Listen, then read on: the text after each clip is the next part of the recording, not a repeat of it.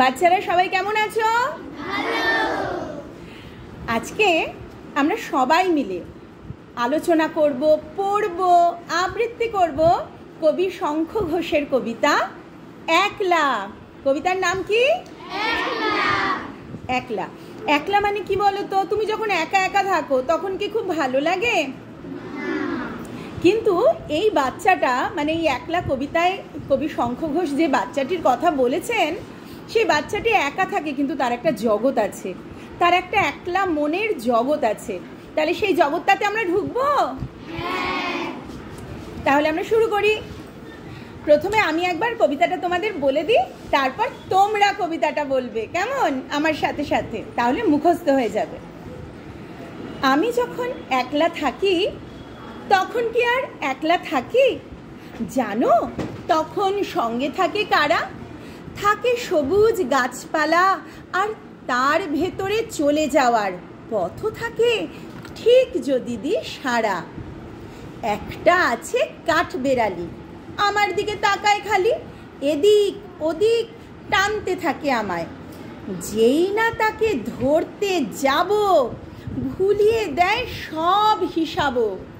ছুট দেয় আর কেই বা তখন থামায়, সেই ছুটে ছুট লাগাই জোরে, এই মাটিতে এই পাথরে, কত দূরে কেউ জানতে পারে না তা। মস্ত আশীর্বাদের মতো মাথার ওপর ইতস্তত, গাছের থেকে ঝরতে থাকে পাতা। তখন আমি একলা তো নই, থাকে না আর দুঃখ কোনোই। শালবনে বা তালসুপুরির বনে ঘর বার সব এক হয়ে যায়, চুপ থাকাটাও বাজনা বাজায় তখন আমার একলা মনের কোণে। খুব সুন্দর কবিতা তো এটা? ভালো লেগেছে সবার? তাহলে এবার আমার সাথে সাথে তোমরাও বলবেন। রেডি সবাই? ঠিক আছে। আমি যখন একলা থাকি তখন কি আর একলা থাকি? জানো তখন সঙ্গে থাকে কারা? থাকে সবুজ গাছপালা, আর তার ভিতরে চলে যাওয়ার পথও থাকে ঠিক যদি দি সারা। একটা আছে কাঠবেড়ালি, আমার দিকে তাকায় খালি, এদিক ওদিক টানতে থাকে আমায়। যেই না তাকে ধরতে যাব, ভুলিয়ে দেয় সব হিসাব। ছুট দেয় আর কেই বা তখন থামায়, সেই ছুটে ছুটে লাগাই জোরে,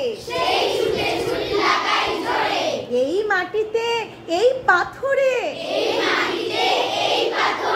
কত দূরে কেউ জানতে পারে না তা। মস্ত আশীর্বাদের মতো মাথার ওপর ইতস্তত, গাছের থেকে ঝরতে থাকে পাতা। তখন আমি একলা তো নই,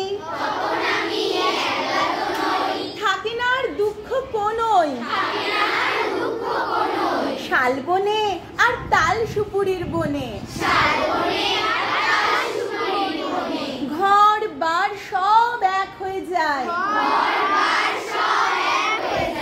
চুপ থাকাটাও বাজনা বাজায়